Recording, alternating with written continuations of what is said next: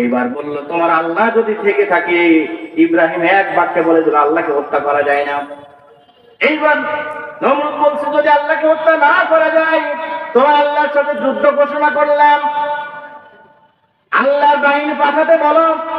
এইবার যখন নমরুদ যুদ্ধ করার জন্য তার বাহিনী ময়দানে হাজির, ময়দানে চলে এসেছে, এক পক্ষে নমরুদের হাজার হাজার বাহিনী, বিপক্ষে আছেন ইব্রাহিম একা।